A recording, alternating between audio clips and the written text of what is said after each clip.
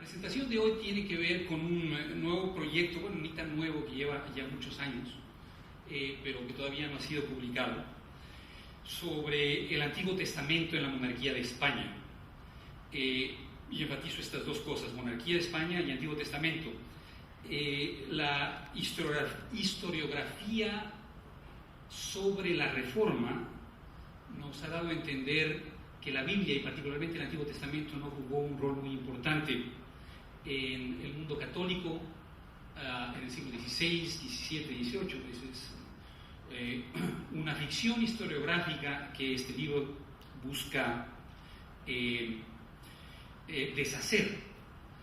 Y el otro elemento del título es monarquía de España, es decir, no me interesa únicamente la América Española, me interesa la península, pero también otras regiones de la monarquía, que es un imperio global, y bajo el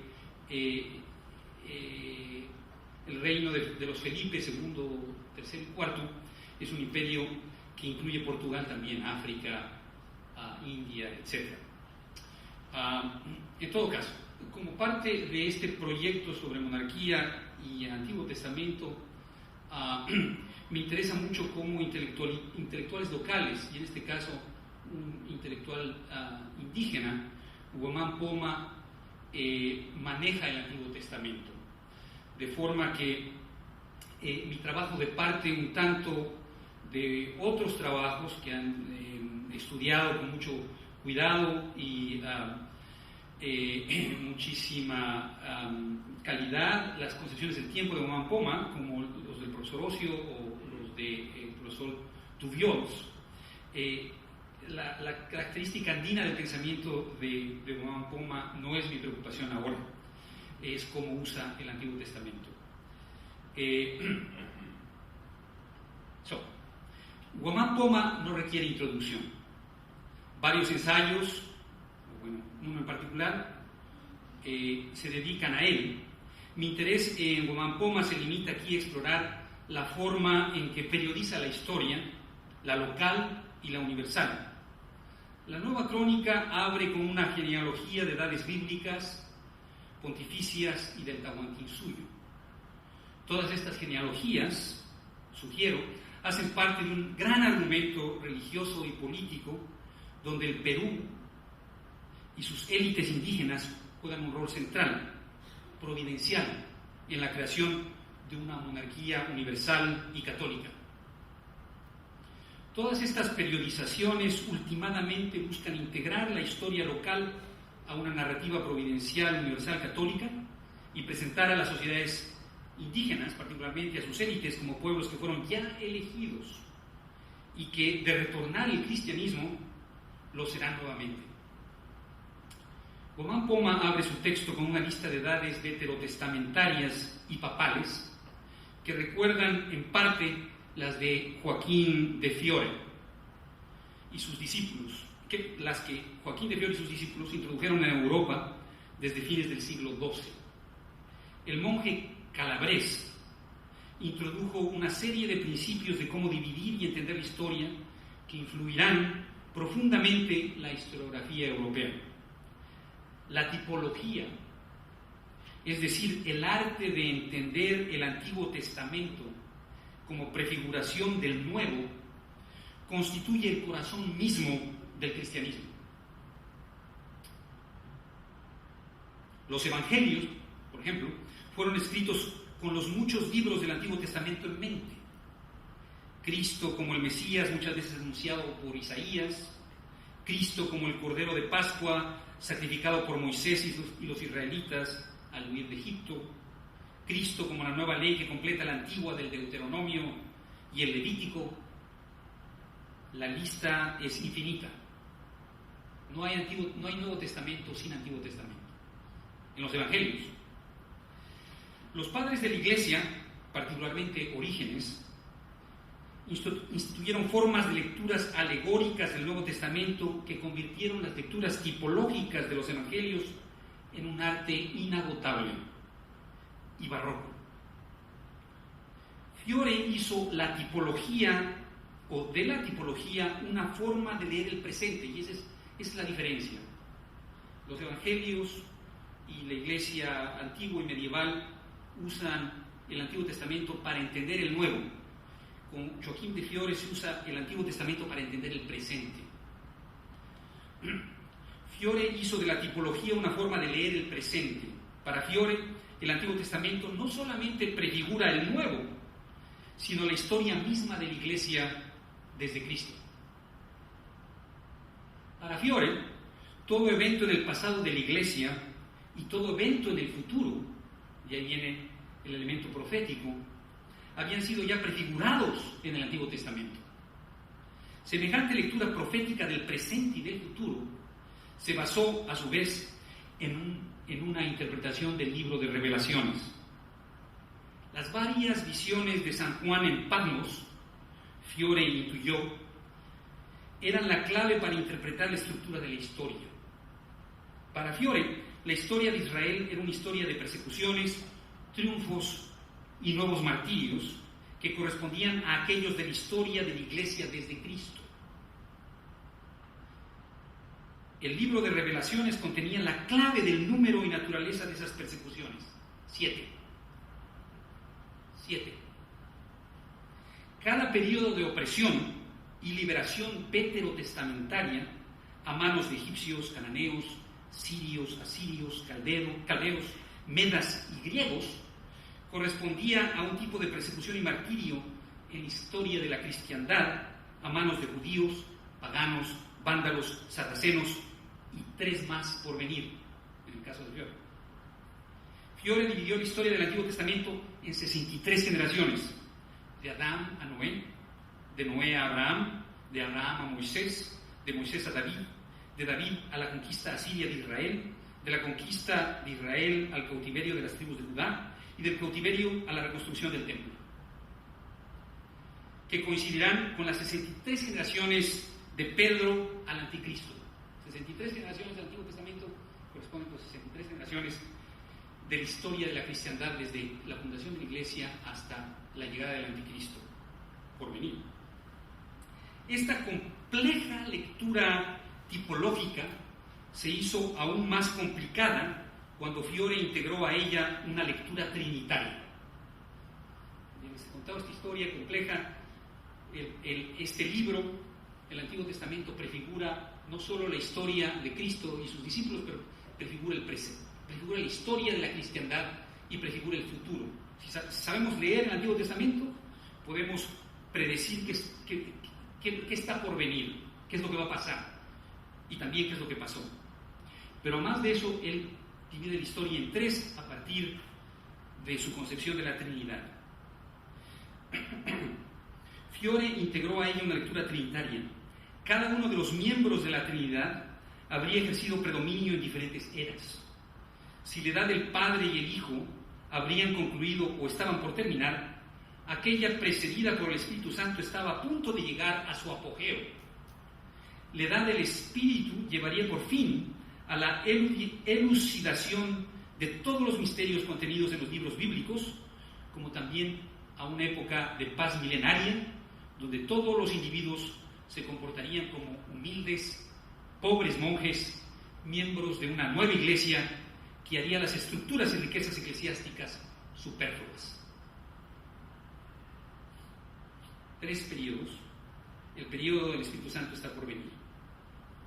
Las genealogías, periodizaciones y tipologías de Wamphoma, y ese es uno de los argumentos que estoy tratando de hacer aquí, es que él es un tipólogo. Para entender sus cronologías tenemos que entender las características de este pensamiento tipológico típico de la cristiandad. Parten de aquellas de Fiore y sus muchos intérpretes. Wamphoma no es un imitador de Fiore literal. En general, las diferencias se explican por los objetivos religiosos y políticos que motivaron a Wamphoma, es decir, la integración de la historia local dentro de una narrativa universal. Para Wamphoma, la clave de la historia no residía en las 7 persecuciones del libro de Revelaciones, el Antiguo Testamento y la cristiandad, sino en los paralelos y diferencias de la historia local con la historia del Antiguo Testamento y la cristiandad. Esta es la diferencia fundamental. Guamán Poma divide la historia del Antiguo Testamento en 4 periodos que corresponden tipológicamente, como en Fiore, a 4 periodos papales. Por cada periodo del Antiguo Testamento, por cada periodo del Antiguo Testamento, hay 4 periodos de la historia de la cristiandad. Aquí está el primero. La época de Adán y los patriarcas antediluvianos corresponde a la de Pedro. Esto es joacomita típico.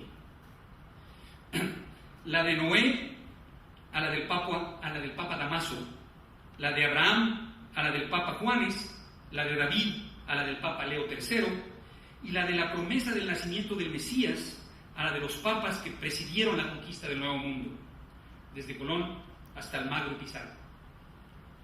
Es difícil explicar las posibles razones por las que Guamán Poma elaboró estas correspondencias tipológicas, ya que no ofrece guías en el texto, pero las imágenes son lo suficientemente explícitas. La de Adán y de Pedro son ambas fundacionales.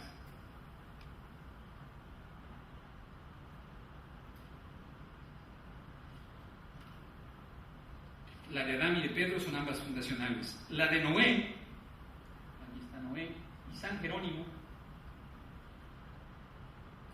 parecen estar asociadas a la creación de instrumentos de salvación. El arca, como prefiguración de la Biblia políglota.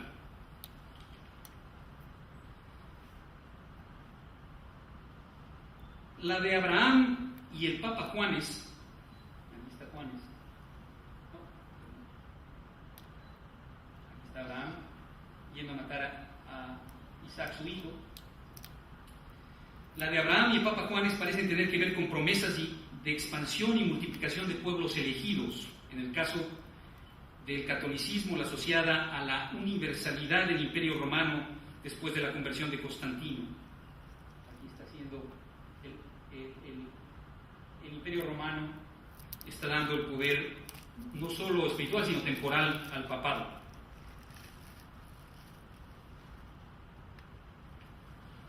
La de David y Leo III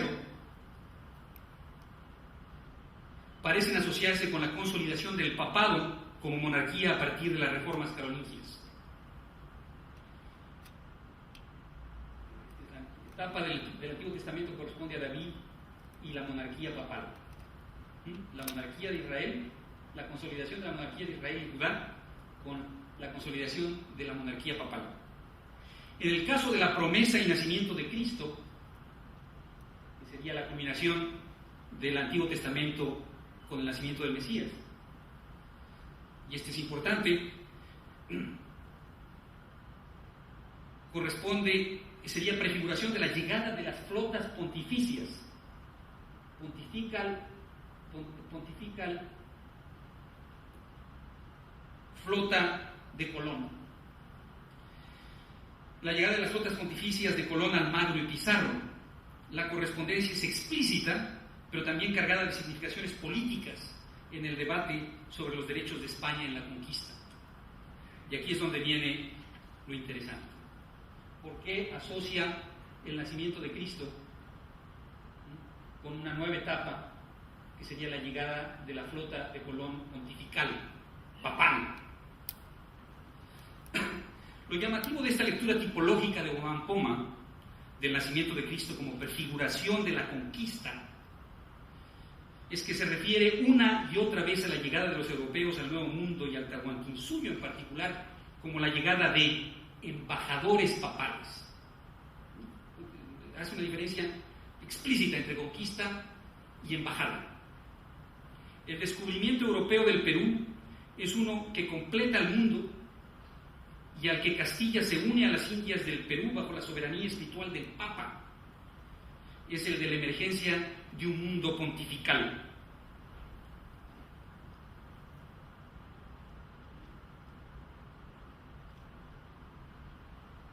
Es la emergencia de un mundo pontifical, no una conquista. Pizarro y Almagro aparecen en su salida al embarcarse a las Indias como, cito, embajadores del gloriosísimo emperador Don Carlos, un santo que solo busca esparcir el cristianismo, y aquí cito a Guamán Poma, ayudado por la Santísima Trinidad y de la Virgen María y de todos sus santos y santas ángeles y mucho más del glorioso San Bartolomé, que ganó más indios primero en su antiguo apostolado a las Indias. Es decir, el cristianismo ya había llegado a las Indias bajo los incas, pero se pierde, regresa con Carlos, ayudado de la Trinidad y la Virgen María. Santo Bartolomé, que dejó la Santa Cruz de Carabuco, como ayudó al apóstol Santiago de Galicia en España. La flota que presiden Almagro y Pizarro es la de, cito, embajadores trayendo con razón solo a lo que fue enviado como embajador a besarle las manos del rey Inca. Guamán Poma insiste una y otra vez que los españoles, embajadores de Carlos V, son enviados pontificios, no conquistadores. La cronología y periodización pontificia sirven la llegada, todo lo que tiene que ver con la llegada, el arribo de Pizarro y Almagro, la llegada de Colón al mundo, es siempre lo asocia con el pontificado, con el papado. Entonces se completa el mundo papal, el mundo cristiano, con la llegada, la integración de lo que sería el Tahuantinsuyo a la península. Cusco y sus 4 suyos, con Madrid y sus 4 suyos, y la llegada, por supuesto, de la flota papal de Colón. La cronología y periodización pontificia sirve a un propósito clave en Guamán Poma: el integrar los debates lascasianos que presentan la conquista como ilegítima. Son embajadores, deberían haber sido embajadores, no conquistadores.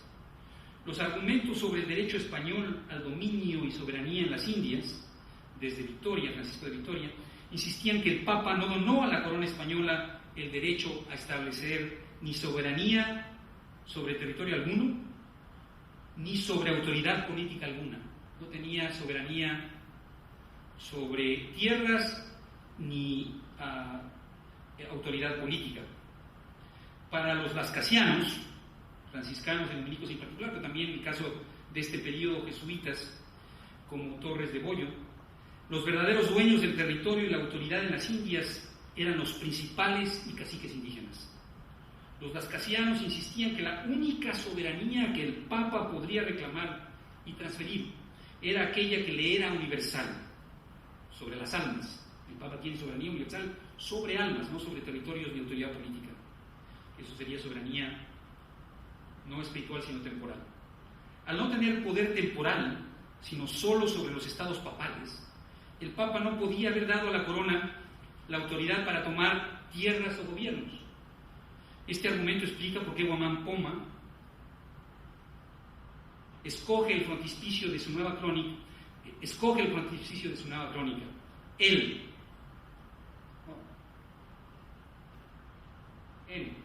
tanto como Felipe, el rey de España, yacen hincados aceptando la soberanía papal, su autoridad sobre las almas, no su autoridad temporal. Este argumento explica también por qué Guamán Poma primero introduce su carta al Papa antes de hacerlo al rey Felipe III.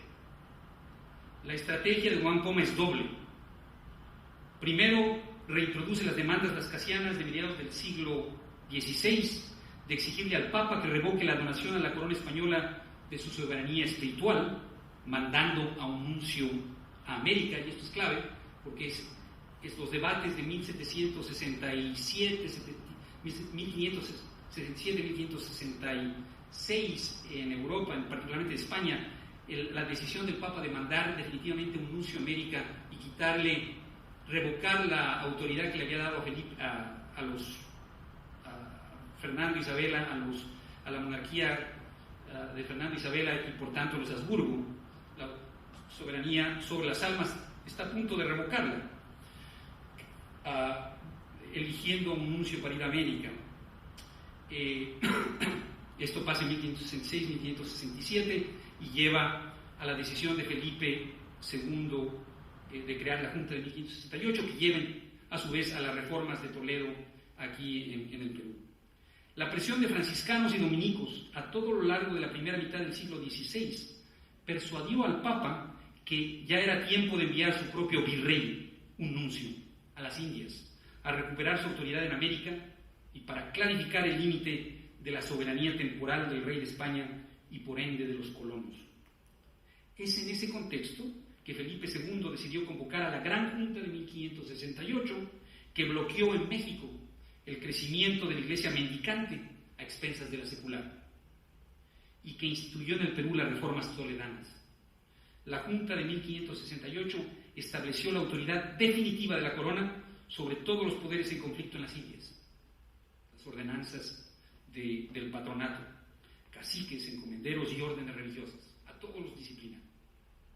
En su carta al Papa, Guamán Poma retoma la estrategia lascasiana anterior a la Junta de 1568, y es la misma estrategia de los jesuitas en Lima y en Julí, en ese periodo, de básicamente este argumento de escribirle al Papa y a la monarquía para eliminar a los españoles de la República de Indias, que llevan últimamente a la creación la fundación de las misiones del Paraguay, de la provincia del Paraguay, donde lo que Guamán Poma promueve es lo que los jesuitas hacen en el Paraguay, crear repúblicas de Indias donde los indios tienen plena autoridad y donde los españoles y los mestizos son eliminados, y donde hay una alianza entre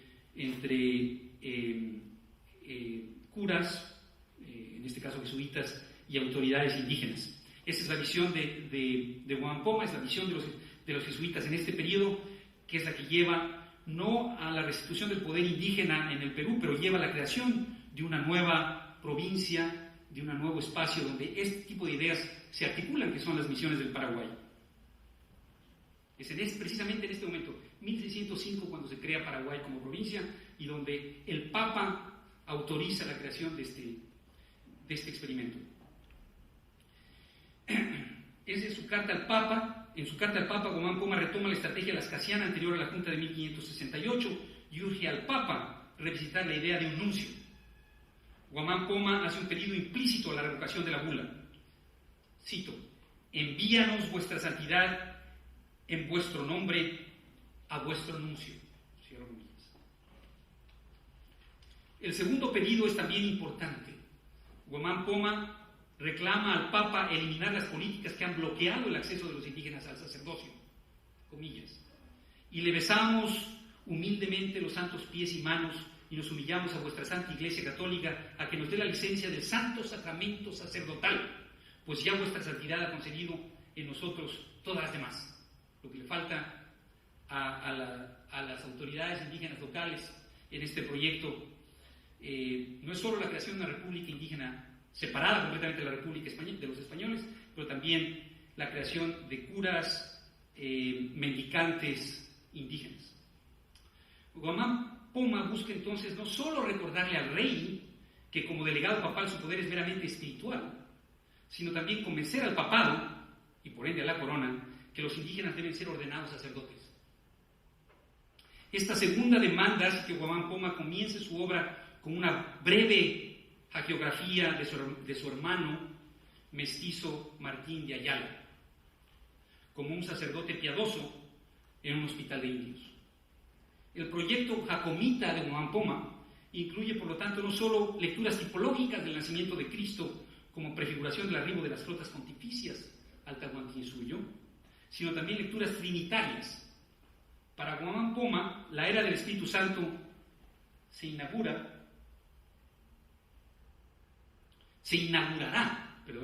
el momento en que los indígenas, como el ermitaño Martín de Ayala, criado por el padre de Guamán Poma, se integren al sacerdocio. Y esta es la segunda imagen del texto de Guamán Poma.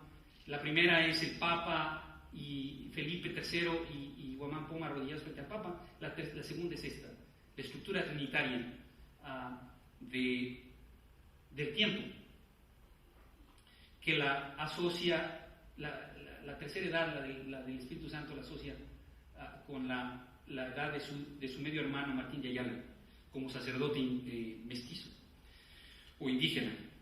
La tipología joacomita de Guamán Poma ofrece una narrativa del derecho español en el Tahuantinsuyo, una que limita a la corona a ser embajador espiritual pontificio, sin ninguna autoridad asociada a la conquista. No debe haber habido conquista, sino embajada. Esta misma tipología jacomita también adumbra la llegada de la era del Espíritu Santo, una vez que se sanciona el sacerdocio indígena. Pero Guamán Poma, y esto del sacerdocio indígena continúa a lo largo del 17 y se convierte en un tema fundamental de las élites indígenas cusqueñas, y no solo cusqueñas, sino también norteñas, Trujillo, etc., a lo largo del 18, y central también a los movimientos como el de Santos Atahualpa y otros aquí en el Perú. Esta misma tipología jacomita también adumbra la llegada de la era del Espíritu Santo, una vez que se sancione el sacerdocio indígena. Pero Guamán Poma va más allá e integra a la historia local aquella del Antiguo Testamento y eras pontificias. Guamán Poma divide la historia del Tahuantinsuyo en 4 periodos que corresponden cronológicamente y visualmente a aquellos del Antiguo Testamento. La edad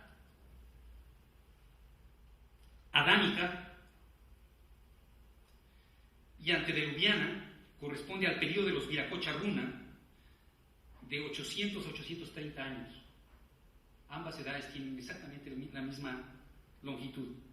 El periodo de nuevo, aproximadamente la misma longitud, cambia, es constante, a veces cambian los años, los cálculos, pero a grosso modo coinciden. El periodo de Noé y de los patriarcas, sería de la estructura de las imágenes es muy parecida. El periodo de Noé y los patriarcas postdiluvianos se corresponde con la era de los Varirruna, de 1312 años, aproximadamente 1300 años. La época de Abraham y el Pentateuco se corresponde con la tercera edad andina del Purín Runa, que durará 1132 años, 1100 años.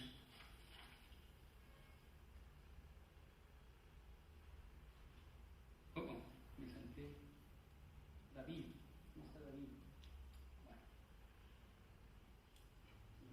Bueno, el periodo de David corresponde a la destrucción del templo y a la llegada de David a la destrucción del templo y la llegada de Cristo, se corresponde con el periodo de los Aucarruna, de 2180 años, con su héroe Yarovilca, que es un David andino, lo presenta como un David. Guamán Poma asocia la historia pre-inca con el Israel del Antiguo Testamento. Los pueblos del Tahuantinsuyo y sus élites religiosas y políticas tienen genealogías claras, y esto es importante.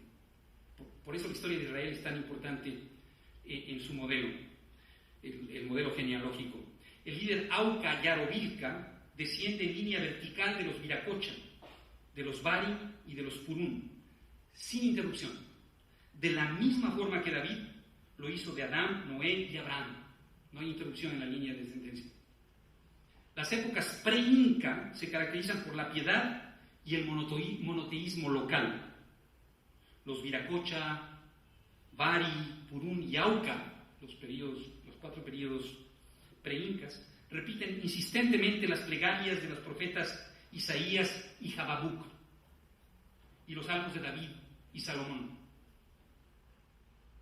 a un ser omnipotente y a un único Dios creador, ya sea Tixeviracocha o Cayaviracocha o Pachacamac o Runarurak. La narrativa de Guamán Poma presenta a los andinos preincaicos siempre como piadosos, caritativos, monoteístas, sin práctica alguna de idolatría, a pesar del ascenso en la complejidad material de su civilización, que culmina con guerras entre pueblos, sacrificios rituales de enemigos e incluso poligamia entre los Auca. A pesar de que el ascenso material de la civilización lleva a todo este tipo de desvíos, siguen siendo monoteístas. La historia de Guamán Poma no tiene ninguna, la historia de Guamán Poma para el periodo pre-inca, no tiene ninguna de las recaídas idolátricas que caracterizan la historia de Israel en el Antiguo Testamento y que condenan a Israel a permanentes castigos, derrotas, desarraigos y diásporas. La historia pre-inca del Tahuantinsuyo es una historia de mayor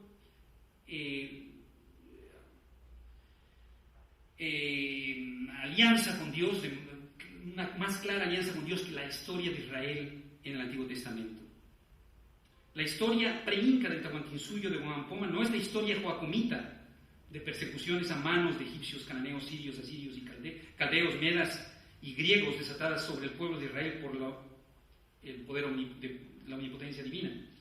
La historia tipológica de Huamampoma es una historia de prefiguración del cristianismo mucho más perfecta que aquella de las monarquías de Israel y Judá. Es decir, el pueblo pre-inca es un pueblo más perfecto que el pueblo de Israel del Antiguo Testamento. Esta narrativa de inquebrantable piedad veterotestamentaria andina de 5.300 años termina con la llegada de Manco Cápac,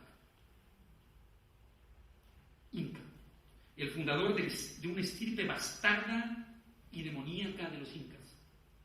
Los incas corresponden tipológicamente con el nacimiento de Cristo.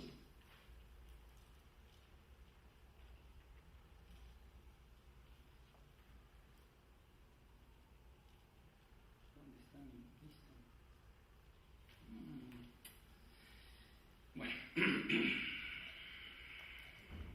los incas corresponden tipológicamente con el nacimiento de Cristo y su reino dura lo que la historia de la cristiandad en el Viejo Mundo antes de la llegada de los embajadores pontificios, es decir, aproximadamente 1515 años. La historia de la cristiandad en Europa se corresponde tipológicamente con la historia del reino inca, del periodo inca. Pero el reino inca que inaugura Manco Cápac, que es el inverso tipológico de aquel que funda Pedro, es decir, un imperio satánico. Para Huamampoma, la llegada de Manco Cápac representa la introducción de la idolatría en el Tahuantinsuyo.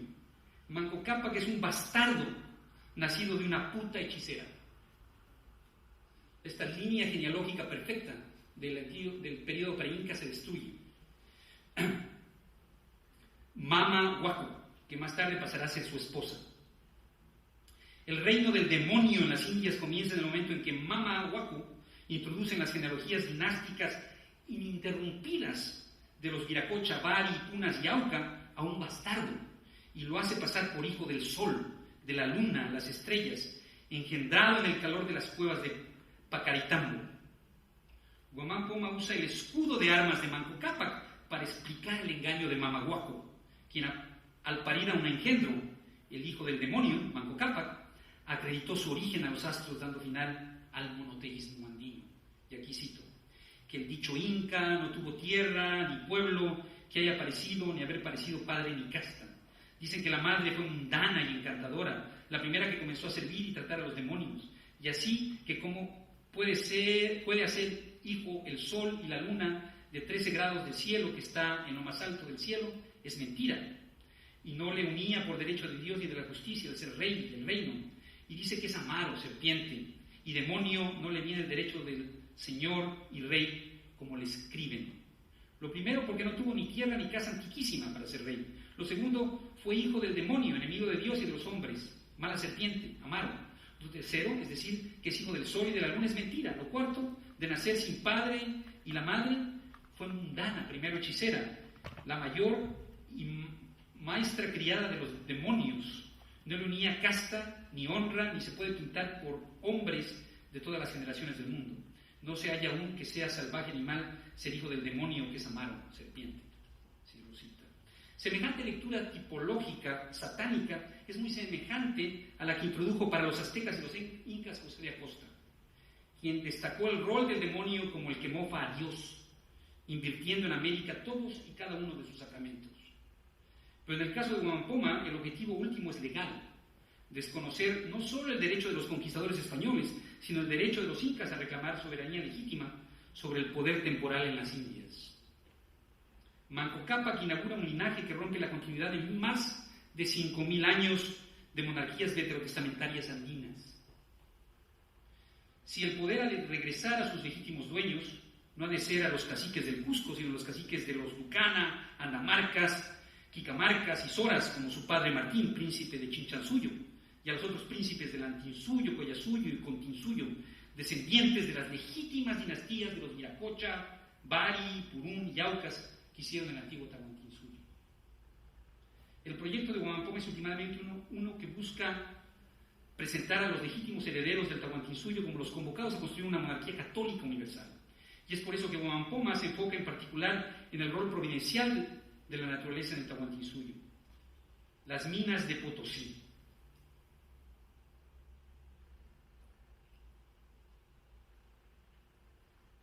Para Huamampoma, la riqueza del Tahuantinsuyo se debe a su mayor proximidad al Sol. La altura pone a los Andes en íntima cercanía con los astros y hace de la región una providencialmente rica. Es Dios quien decidió hacerla rica. Las Indias del Perú eran tierra en el día, India, más alto grado que toda Castilla y Roma y Turquía, y así fue llamado tierra en el día, India, tierra de riqueza, oro y plata. Los filósofos, astrólogos, poetas lo sabían, la tierra y la altura y la riqueza del mundo, que no hay otro en el mundo que haya criado Dios de tanta riqueza, porque este es más alto el grado del sol, y así significa por la astrología que quiso llamarse hijo del sol y llamarle padre al sol, al Inca, ¿no? Por eso el Inca desarrolla esa idolatría. Y así con razón puede alabarse el rey de decir que es muy rico. Aquí está el argumento, es decir, las Indias están más cerca del sol que Europa, es decir, Castilla. Son más ricas que el Tahuantinsuyo peninsular.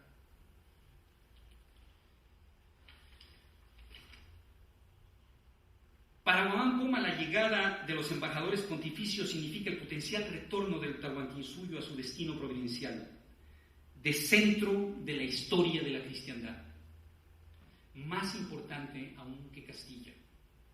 El centro de la cristiandad no está en Castilla, no está en Madrid, el centro de la cristiandad está en el Tahuantinsuyo andino.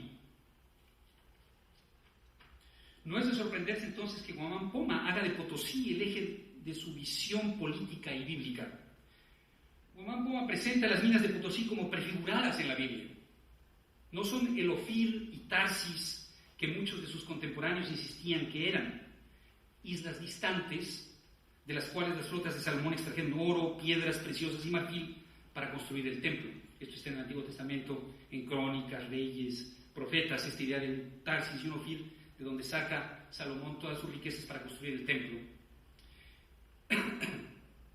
Esta idea de islas distantes, Ofir y Tarsis, se repite en la literatura peruana muchísimo. Para construir el templo, Fernando de Montesinos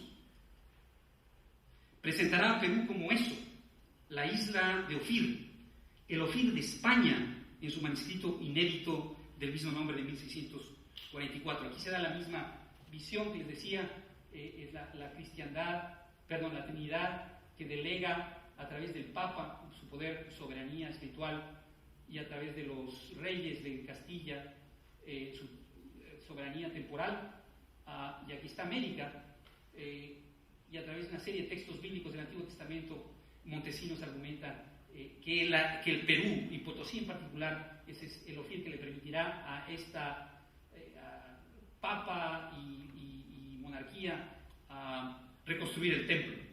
Pero la situación del templo está en España, en la capital o el centro de la monarquía de España. Este es el primer volumen de su Ofir de España que no ha sido publicado.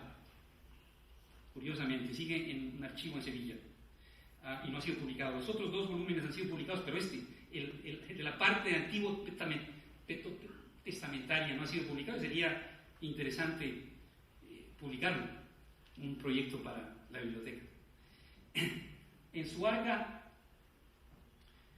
Limensis Gasopilatium Regium Perubicum, Gaspar Escalón Agüero también insistirá que Potosí era el Ofir y Tarsis que permitieron a los Felipes III y IV convertirse en guardianes del arca y reconstructores del templo, auténticos Salomones, creadores de una nueva Jerusalén cuyo centro radicaba en la corte de Madrid. Aquí está de nuevo una serie de referencias al Antiguo Testamento donde esta